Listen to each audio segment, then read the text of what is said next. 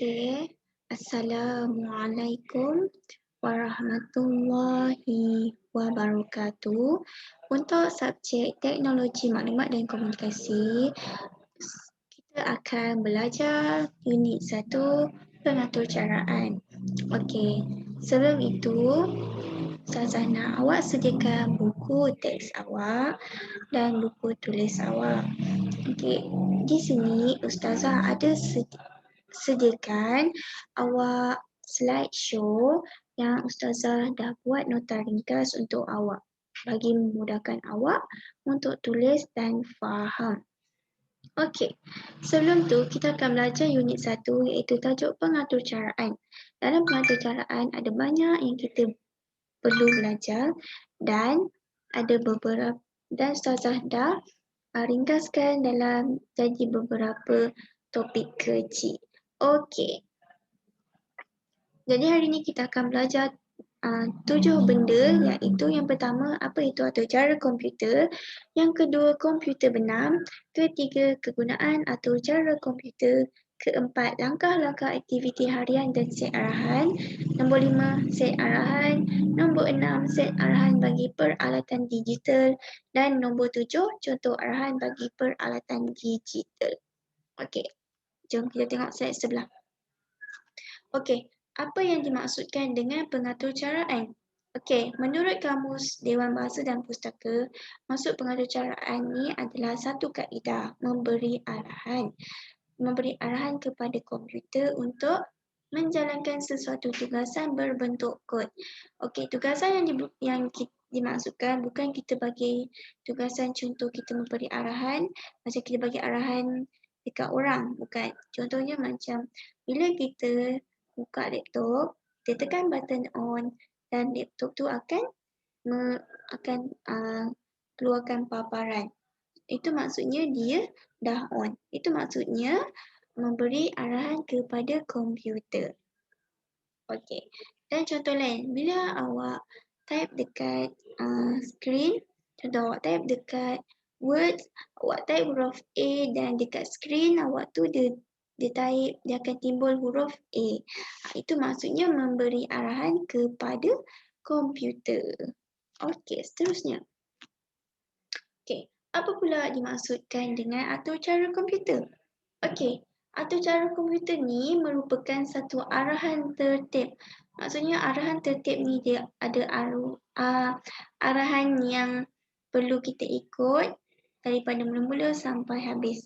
Dia ada dia punya langkah-langkah yang mengarahkan komputer melaksanakan sesuatu aktiviti.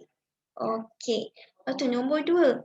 Ia dihasilkan menggunakan bahasa pengatur caraan ataupun bahasa komputer lah. Okey, bahasa pengatur caraan tu awak tak payah nak tahu, awak tak payah nak faham macam mana dia terhasil. Okey. Nombor 3. Proses menghasilkan atur cara komputer dikenali sebagai pengatur caraan komputer. Okey. Dan nombor 4. Sesetengah perkakasan harian. Perkakasan harian tu maksudnya macam peralatan rumah. Peralatan yang memudahkan kerja rumah. Contohnya TV, mesin basuh, peti ais, vacuum ke, ataupun mesin basuh, benda-benda macam tu lah. Itu maksudnya perkakasan harian. Okey, dalam perkakasan harian ni dia mempunyai komputer benam. Okey, apa yang dimaksud dengan komputer benam? Tengok slide sebelah. Okey, ini yang dimaksudkan dengan komputer benam.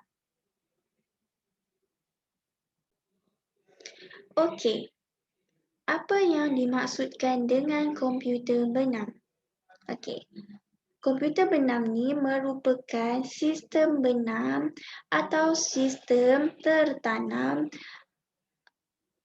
adalah sistem komputer bertujuan khusus dengan seluruh bahagian yang diperlukan dimasukkan menjadi satu dalam perangkat komputer. Maksudnya dia sistem yang telah dimasukkan dalam peralatan untuk dia mendapat arahan. Faham? Itu maksudnya komputer benak. Okey, sebelah pula. Okey, apa kegunaan set arahan untuk perkakasan? Contohnya, okey, tengok ada 5 contoh perkakasan yang Ustazah senaraikan. Okey, awak boleh tengok dekat buku teks awak yang ke surat 1 atau 2 tu kalau Ustazah tak silap. Okey, yang pertama, apa kegunaan televisyen pintar? Dia membolehkan mencapai aplikasi internet dan melakukan pelbagai fungsi interaktif. Contohnya, TV sekarang ni canggih kan? Kita boleh tengok YouTube dalam TV kita, betul tak? Kita boleh belajar kelas online dalam dekat TV kita, betul? Itu maksudnya dia boleh mencapai aplikasi internet. Okey, nombor 2, pendingin hawa ataupun aircon. Dia menetapkan, mengesan dan menyelaraskan suhu bilik berdasarkan isyarat yang diterima oleh pengguna. Maksudnya pengguna awak lah. Contoh, bila awak pegang remote aircon tu, awak nak tutup aircon tu, nanti aircon tu akan tutup. Sebab awak dah tekan dia punya remote kan, button remote kan. Okey, itu maksudnya dia menerima arahan daripada pengguna. Sama juga macam awak nak naikkan suhu dia, awak tekan nak yang dekat remote awak tu yang tanda naik tu, jadi dia punya suhu pun akan naik dan bilik pun akan jadi sejuk. Okey. Okey, nombor 3, jam penggera digital.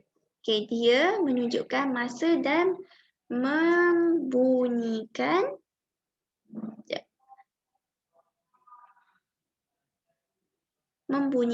penggera dengan pelbagai bunyi. Contohnya bila awak set, awak punya jam tu awak nak bangun pukul 7 pagi. Taklah, pukul 6 lah. Okey, 6 pagi. Okey, awak set pukul 6. Lepas tu nanti awak pun set. Awak nak lagu apa? Nak bunyi ayam ke? Bunyi itik ke? Bunyi loceng ke? Okey, lepas tu awak set bunyi. Lepas nanti bila esoknya, okey, awak tidur, lepas tu esoknya awak tiba-tiba lah awak bunyi, oh rupanya dah pukul 6 dan bunyi itik. Nanti alarm awak bunyilah itik tepat pada pukul 6. Okey. Dan yang nombor 4, peti sejuk. Apa kegunaan dia? Dia menentukan suhu yang sesuai untuk menyimpan makanan. Contohnya, awak boleh juga turunkan suhu ataupun kuatkan suhu awak punya peti sejuk. Okey. Dan nombor 5, apa kegunaan mesin basuh? Okay, mesin basuh ni dia mengesan berat muatan. Sebelum awak nak basuh tu, sebelum awak nak tekan button start untuk basuh kain tu, nanti mesin awak tu akan dia akan macam detect dulu awak punya baju tu dia boleh basuh untuk berapa lama. Contohnya setengah jam ke, sejam ke. Nanti dia dah set siap-siap, dia dah tentukan siap-siap. Lepas tu dia boleh juga menentukan cara basuhan. Cara basuhan tu contoh awak nak basuh je ke, contoh awak nak basuhkan yang cotton je ke, ataupun jeans ke, ataupun awak nak campur awak punya pakaian tu. Itu maksudnya cara basuhan. Dan tempoh bilasan. Tempoh bilasan tu macam berapa lama awak nak spin dia. Setengah jam ke, 5 minit ke, 10 minit ke. Okey. Dan masa putaran. Masa putaran tu maksud mesin tu basuh awak punya baju. Contoh 45 minit, 48 minit, 27 minit. Dia bergantung kepada mesin tu. Ikut juga beratan muatan baju awak. Okey. Dan seterusnya. Okey, dalam pengaturcaraan ada tajuk langkah-langkah aktiviti harian. Langkah-langkah aktiviti harian ni aktiviti-aktiviti yang kita lakukan hari-hari. Maksud aktiviti yang kita lakukan untuk hari ni. Contoh, kita belajar. Sebelum kita belajar, kita kena sediakan dulu kita punya buku. Okey, lepas tu ambil pensel. Lepas tu baru kita boleh mula belajar. Itu langkah-langkah untuk belajar. Itu langkah-langkah aktiviti harian bagi belajar. Dia ada Okay, mula-mula kena buat apa dulu kalau kita nak belajar. Sama juga macam kita nak makan. Mula-mula kita kena apa sebelum kita nak makan? Kita kena basuh tangan. Okey, bila basuh tangan baru kita boleh makan. Nah, itu langkah-langkah dia untuk aktiviti harian. Okey, jadi apa itu langkah-langkah aktiviti harian dan set arahan dia? Okey, aktiviti harian mempunyai langkah-langkah tertentu mengikut urutan. Contohnya dia ada dari mula sampai habis. Dia ada flow dia lah. Okay. So yang kedua, ia perlu dituruti supaya mendapatkan hasil yang dikehendaki. Contoh bila awak nak makan, awak kena basuh tangan. Bila awak basuh tangan, baru awak boleh makan. Itu maksudnya mendapat hasil yang dikehendaki. Contoh bila awak nak belajar, bila awak nak berjaya, awak kena belajar. Bila awak dah belajar sungguh-sungguh, baru awak berjaya. Kan? Itu maksudnya mendapat hasil yang dikehendaki. Dan yang ketiga, contoh lain. Tengok yang contoh Ustazah sediakan ni. Contohnya macam buat kek lah. Kalau awak nak buat kek, mula-mula awak kena sediakan bahan dia. Apa dia punya bahan untuk buat kek tu. Lepas tu, bila ada bahan, baru awak boleh mulakan awak punya buat kek tu. Bila dah buat kek, bila jadi kek tu, baru awak bakar. Bila dah bakar, keluarkan, baru awak buat dia punya krim. Bila dah buat krim, baru boleh makan. Itu maksudnya ada langkah-langkah. Okey, seterusnya. Apa pula yang maksud dengan set arahan? Set arahan yang lengkap dapat membantu pelaksanaan aktiviti harian dengan teratur. Okey, untuk set arahan yang berbeza boleh dilakukan untuk melaksanakan satu aktiviti harian yang sama. Okey, maksudnya untuk set arahan ni, kita boleh lakukan arahan yang berbeza. Tapi aktiviti harian yang sama. Contohnya kita buat kek. Kita buat kek menggunakan manual dengan kita menggunakan mesin buat kek. Itu maksudnya set arahan. Tengok ini. Ustazah bulatkan dekat skrin ni. Set arahan yang berbeza boleh digunakan untuk melaksanakan satu aktiviti harian yang sama. Okey. Sebelah pula. Okey, apa maksud set arahan bagi peralatan digital? Okey.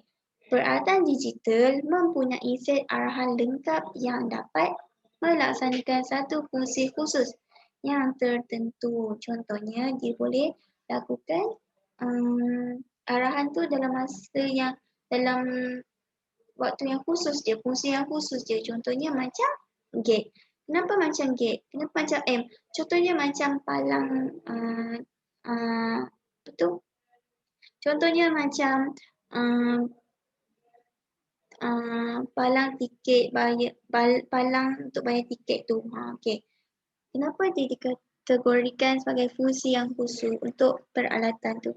Sebab bila kita dah bayar, dia terus automatik buka tanpa kita nak perlu tekan butang lain. Okey, faham?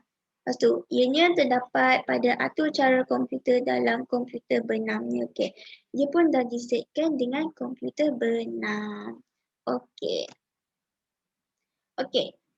Ini contoh-contoh arahan bagi peralatan digital untuk atur cara komputer. Okey. Ini untuk yang set arahan bagi peralatan digital yang tadi tu. Okey, yang dia mempunyai fungsi yang khusus. Contoh macam mesin minuman layan diri. Macam mesin minuman layan diri ni, dia mempunyai fungsi yang khusus. Contohnya bila awak buka awak punya bila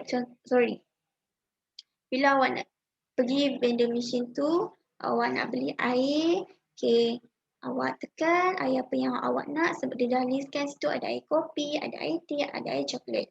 Bila awak masukkan duit, awak tekan awak nak air apa dan tunggu sehingga air tu penuh dekat cawan tu. Bila dah penuh baru awak ambil. Itu maksudnya dia ada fungsi yang khusus. Awak dah tak payah perlu tekan apa je. Cuma awak tunggu je benda tu siap dan ambil. Okay, macam tiket bayar, macam tiket parking automatik lah. Sama juga, awak perlu bayar dulu tiket parking tu berapa, bila awak dah bayar, awak masukkan dalam mesin dia tu, baru awak boleh keluar.